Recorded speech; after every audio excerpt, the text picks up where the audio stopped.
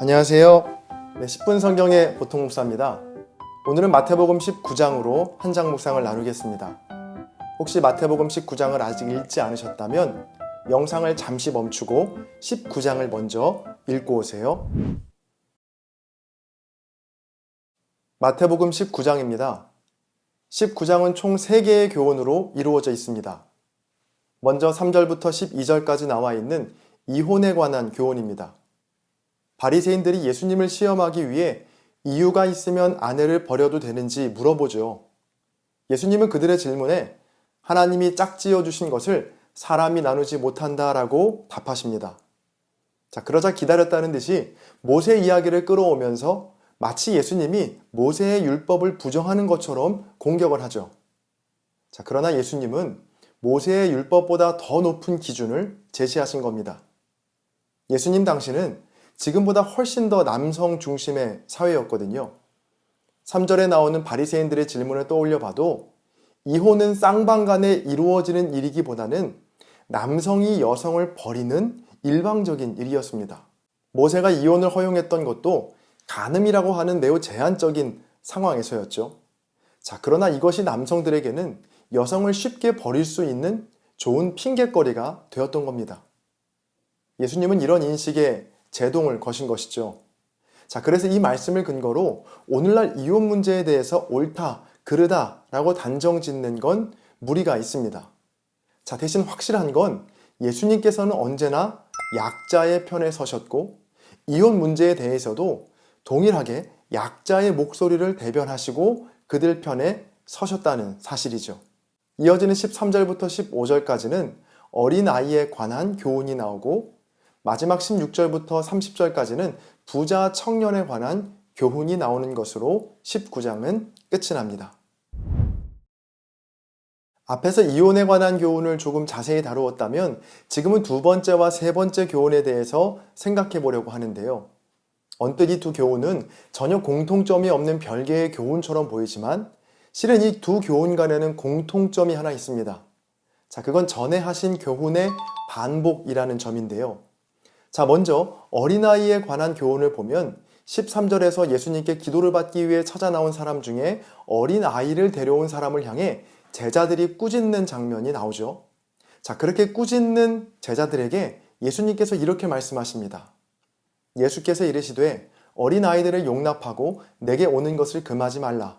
천국이 이런 사람의 것이니라 하시고 어린아이들이 오는 것을 막아서고 꾸짖었던 제자들과는 전혀 다른 예수님의 반응이죠. 그런데 이 말씀 어디서 들어본 것 같지 않으신가요? 바로 직전 마태복음 18장 4절과 5절입니다. 그러므로 누구든지 이 어린아이와 같이 자기를 낮추는 사람이 천국에서 큰 자니라. 또 누구든지 내 이름으로 이런 어린아이 하나를 영접하면 곧 나를 영접함이니. 아멘. 오늘 말씀 바로 전 마태복음 18장에서 예수님은 어린아이가 얼마나 귀한 존재인지를 말씀하시죠. 세상의 기준에서 보면 천국과는 한참이나 멀리 떨어져 있어 보이는 이 작은 어린아이가 실은 천국과 가장 가까이에 있는 큰 사람이라는 가르침이죠. 어린아이들을 경시했던 당시의 상황에서 예수님의 이런 가르침은 충격 그 자체였을 겁니다. 예수님의 이런 가르침도 충격적이지만 이 가르침을 대하는 제자들의 반응이 더욱 충격적인데요. 어린아이에 관한 말씀을 듣고 난 후에 얼마 지나지 않아 불과 한 장도 채 지나지 않아 제자들은 어린아이들을 만나게 됩니다. 그리고 그들을 대하는 제자들의 반응은 거부와 꾸짖음이었죠. 분명히 바로 전 어린아이를 영접하는 것이 곧 주님을 영접하는 것이고 이 어린아이를 실족하게 하면 차라리 연자맷돌이 그 목에 달려 깊은 바다에 빠뜨려지는 것이 더 낫다라는 말을 들었던 제자들입니다. 그러나 오늘 본문에 나오는 제자들은 마치 한 번도 그런 가르침을 들어본 적 없는 사람처럼 행동하고 있는 것이죠. 이런 제자들의 무지한 반응은 부자 청년에 대한 교훈에서도 이어집니다. 한 부자 청년이 예수님을 찾아오죠. 제자들은 이 부자 청년에게는 꽤 호의적이었습니다. 부자 청년이 예수님께 다가오는 것을 어린아이처럼 막아서지 않았거든요. 모든 것이 완벽해 보이는 청년이었죠.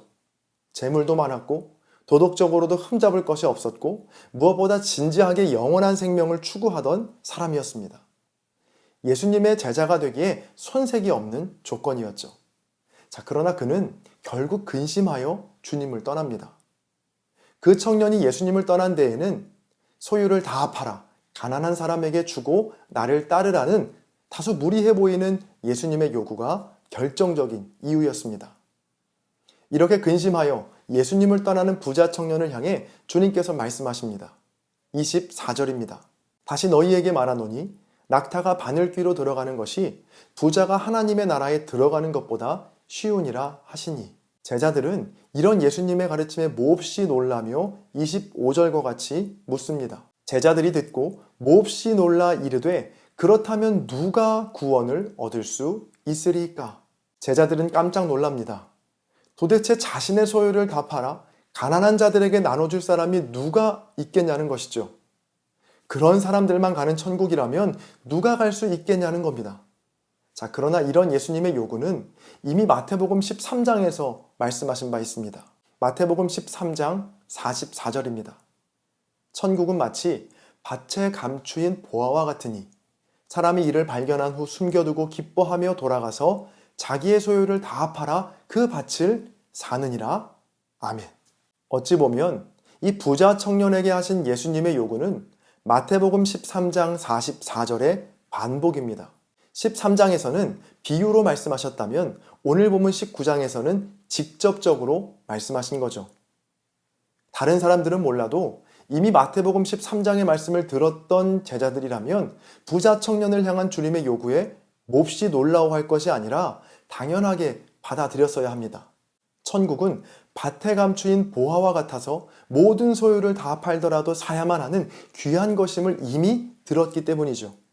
자, 그러나 제자들은 역시 한 번도 그런 가르침을 들어본 적이 없는 사람처럼 행동하고 있습니다. 마태복음 19장에 나오는 이 제자들의 모습을 한마디로 표현하면 아직 멀었다입니다. 이미 똑같은 말씀과 가르침을 들었지만 여전히 헤매고 있고 주님과는 정반대의 생각과 반응을 보이고 있는 제자들을 보며 들게 된 생각이 바로 아직 멀었다입니다. 자, 그러나 정작 제자들 자신은요, 거의 다 왔다라고 생각했을 겁니다. 실제로 마태복음 18장까지 갈릴리에서의 사역을 마치시고 이제 마태복음 19장부터는 예루살렘을 향해 가시거든요. 불과 2장만 지나면 예루살렘에 입성하게 됩니다. 예수님의 마지막 일주일이 시작되는 것이죠. 그러니까 오늘 본문 19장은 예수님의 공생의 기간 중 후반부, 그것도 거의 마지막에 해당합니다. 제자들 입장에선 예수님과 보낸 시간이 결코 짧지 않은, 예수님께 들었던 말씀 또한 결코 적지 않았다는 것이죠.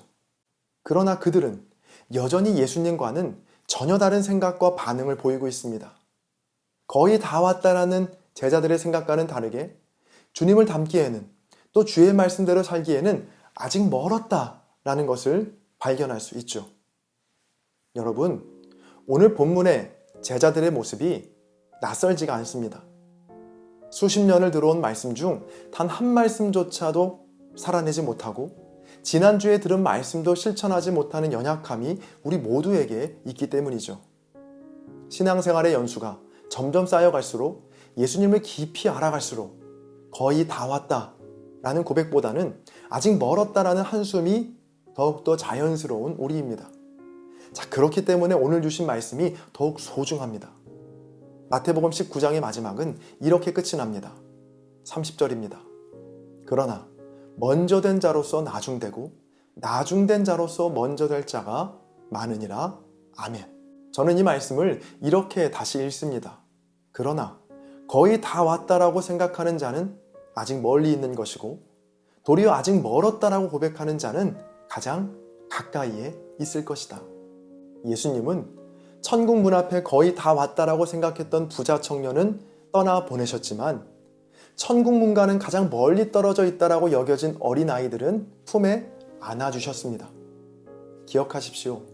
거의 다 왔다고 주님을 위해 이젠 더 할 것이 없다라고 생각하는 그때가 어쩌면 주님과 가장 멀리 떨어져 있는 순간일 수 있습니다. 그와는 반대로 주님께 너무도 멀리 떨어져 있다고 멀리 있다고 생각하는 그때가 도리어 주님과 가장 가까이 주님 품에 안길 수 있는 절호의 기회가 될 수 있습니다. 저와 여러분 모두 주님 앞에 서는 그날까지 이제 다 왔다가 아니라 두렵고 떨림으로 아직 멀었다라고 고백하며 믿음의 여정을 끝까지 완주하게 되시기를 바랍니다.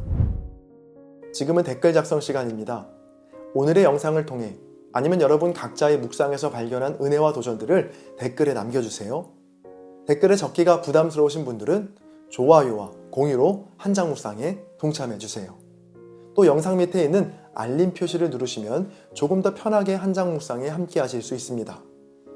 여러분의 나눔이 누군가에겐 큰 위로와 도전이 될 수 있습니다.